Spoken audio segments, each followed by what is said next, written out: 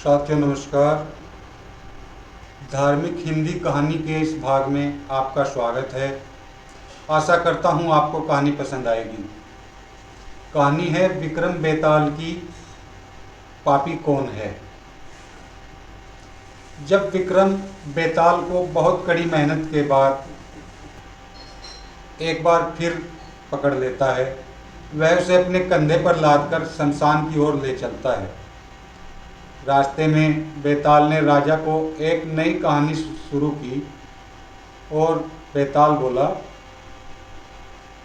कि एक बार की बात है, काशी में एक राजा था जिसका नाम प्रताप मुकुट था। उसकी एक संतान थी जिसका नाम वज्र मुकुट था।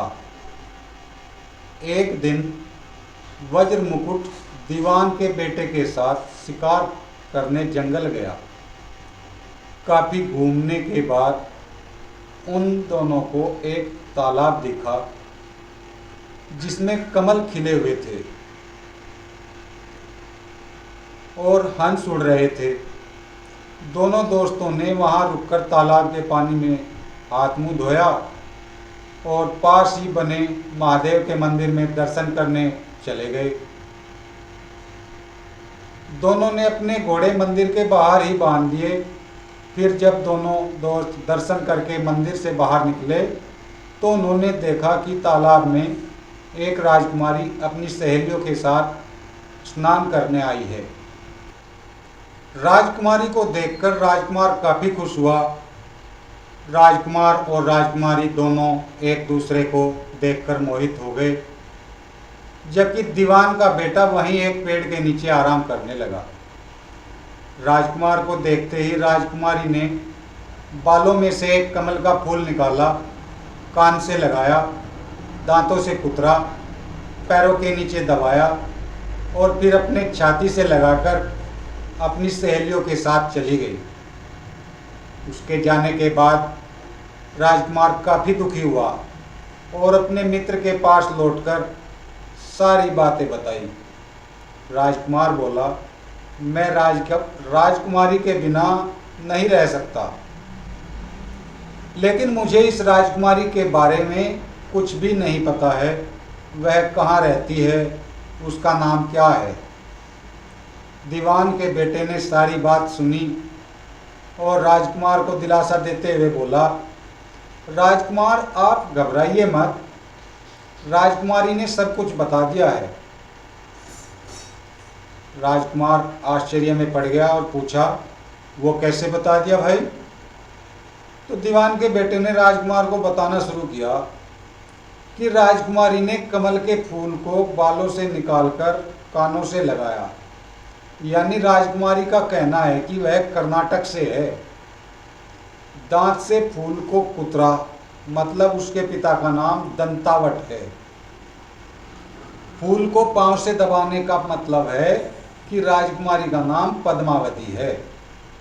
और फूल को सीने से लगाने का मतलब था कि अब आप उनके हृदय में बस चुके हैं। यह सब सुनते ही राजकुमार बहुत ज़्यादा खुश हो गया।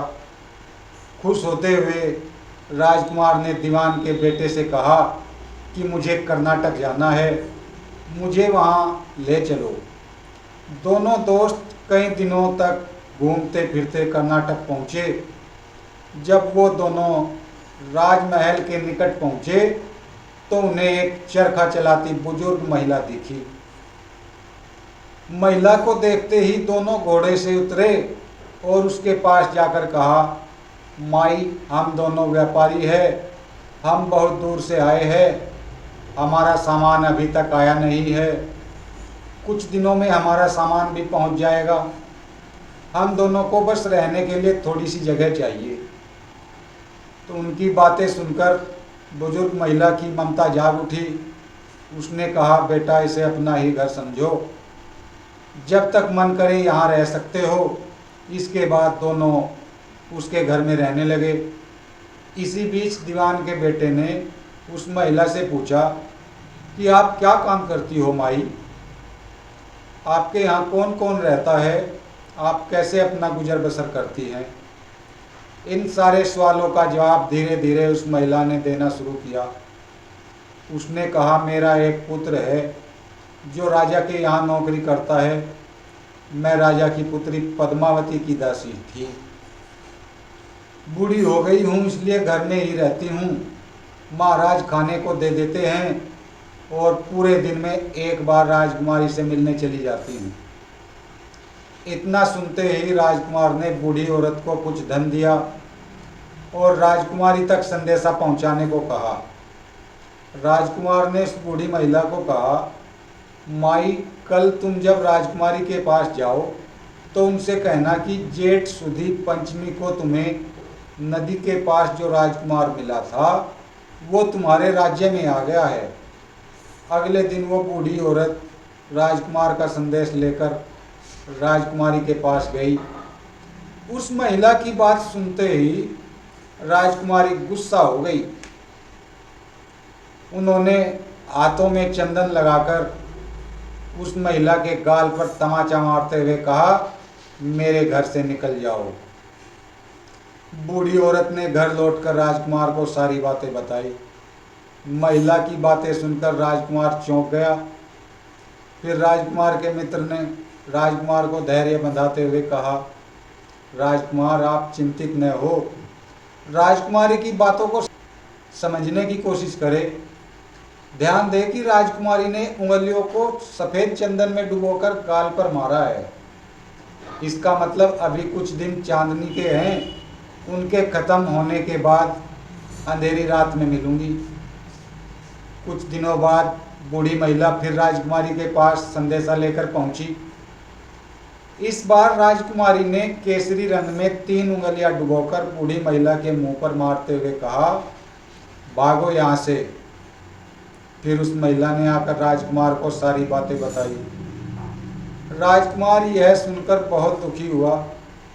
उस पर दीवान के बेटे ने राजकुमार से कहा, इसमें दुखी होने की कोई बात नहीं है राजकुमारी ने कहा है कि अभी उसकी तबीयत ठीक नहीं है, तो इसलिए 3 दिन और रुक जाओ। 3 दिन बाद वो बूढ़ी महिला फिर राजकुमारी के पास पहुंची। इस बार फिर से राजकुमारी ने उस महिला को फटकारा और पश्चिम की खिड़की से बाहर जाने के लिए कहा। वो महिला फिर से राजकुमार के पास गई और सारी कहानी सुनाई। तब दीवान के बेटे ने राजकुमार को समझाते हुए कहा कि मित्र, राजकुमारी ने आपको उस खिड़की की तरफ बुलाया है। राजकुमार यह सुनते ही खुशी से उछल पड़ा। उसने बूढ़ी महिला के कपड़े पहनकर नारी का वेश धारण किया, इत्र लगाया और हथियार बांधकर राजकुमारी से मिलने चल पड़ा।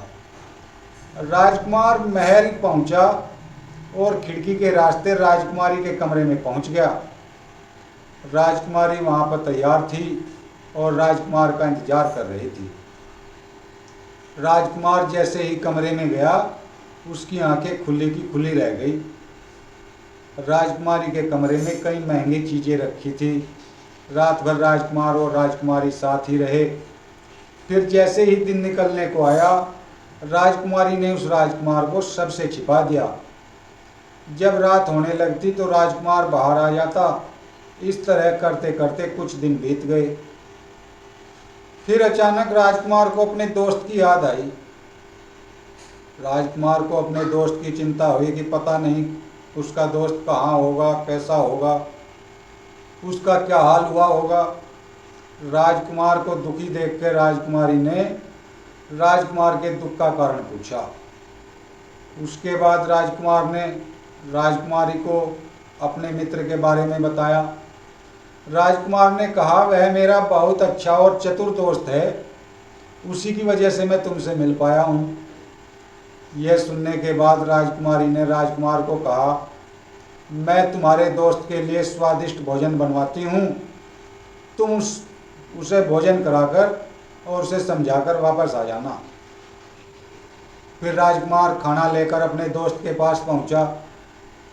दोनों मित्र लगभग कई महीनों से नहीं मिले थे।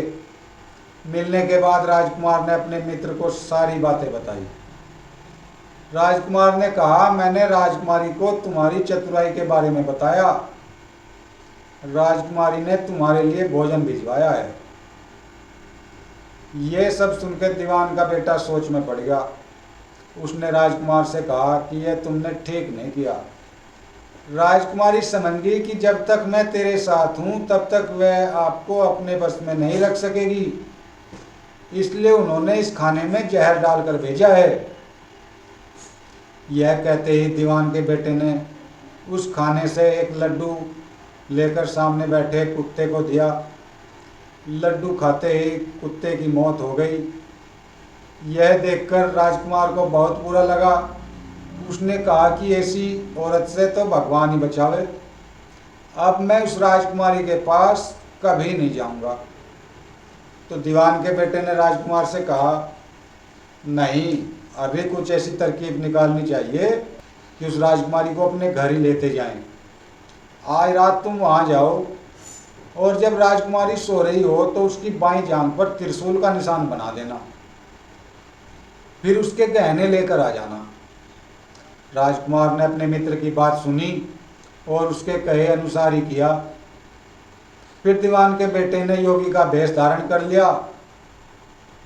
उसने राजकुमार से कहा कि तुम इन गहनों को बाजार में बेच दो, अगर कोई पकड़े तो कह देना मेरे गुरु के पास चलो और उसे मेरे पास ले आना। राजकुमार वो गहने महल के पास एक सुनार के पास ले गया। सुनार ने गहने को देखते ही पहचान लिया और राजकुमार को कोतवाल के पास ले गया। कोतवाल ने राजकुमार से सवाल पूछे तो राजकुमार ने कहा, ये गहने मुझे मेरे गुरुजी ने दिए हैं। यह सुनने के बाद कोतवाल ने गुरु यानी दीवान के बेटे को भी पकड़ लिया और राजा के दरबार में ले गया। राजा ने पूछा, योगी महाराज, आपको ये कीमती गहने कहाँ से मिले? योगी का भेष धारण किए हुए दीवान के बेटे ने कहा, महाराज, मैं शमशान में काली चौदस को डाकनी मंत्र कर रहा था। मेरे सामने डाकनी आई, मैंने उसके जेवर उतार लिए और उसकी बाईं जांघ पर त्रिशूल का छापा बना दिया। यह सुनते ही राजा महल में गया और उसने रानी को कहा, बोला, पद्मावती की बाईं जांघ पर देखो कि कहीं राजकुमारी के जांघ पर त्रिशूल का छाप तो नहीं है।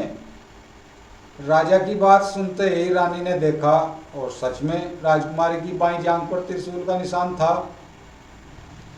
यह जानकर राजा बहुत दुखी हुआ।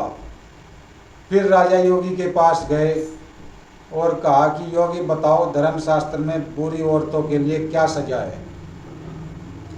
तो योगी ने उत्तर दिया, ब्राह्मण, राजा, गौ, औरत, पशु और अपने राज्य में रहने वाले किसी से भी कोई बुरा काम हो जाए तो उसे राज्य से बाहर निकाल देना चाहिए। यह सुनते ही राजा ने पद्मावती को जंगल भेज दिया। वहाँ राजकुमार और दीवान का बेटा मौके के इंतजार में बैठे थे। राजकुमारी को अकेला पाकर दोनों उसे अपने नगर ले आए और खुशी खुशी रहने लगे। कहानी खत्म हो गई और एक बार की तरह फिर से बेताल ने विक्रम से कहा, खुशी खुशी रहने लगे। तो कहानी तो हो गई यहीं पे खत्म। फिर बेताल विक्रम से पूछता है कि राजन, बताओ, इस कहानी में पापी कौन है? जल्दी बताओ राजन, वरना तेरे सिर के टुकड़े टुकड़े कर दूंगा। तो विक्रम ने उत्तर देते हुए कहा, पापी राजा था, क्योंकि दीवान के पुत्र ने अपने मालिक का काम किया। कोतवाल ने राजा का कहना सुना, राजकुमार ने अपनी इच्छा पूरी की, लेकिन इस कहानी में राजा पापी था। उसने बिना सोचे विचारे राजकुमारी को राज्य से बाहर निकाल दिया। विक्रम के इतना कहते ही बेताल फिर उड़कर पेड़ पर जा लटका, क्योंकि विक्रम बोल पड़ा। हमें इस कहानी से सीख मिलती है कि हमेशा बुद्धि का इस्तेमाल करके ही फैसले लेने चाहिए, वरना कोई भी भ्रमित करके कुछ भी करवा सकता है हमसे। तो साथियों, यह कहानी आपको कैसी लगी कमेंट में ज़रूर बता दिया करो। वीडियो को लाइक भी कर लिया करो और बेताल पच्चीसी की अगली कहानी देखने के लिए, सुनने के लिए हमारे चैनल को सब्सक्राइब कर ले, जिससे आने वाली वीडियो का नोटिफिकेशन आपको मिलता रहे। धन्यवाद।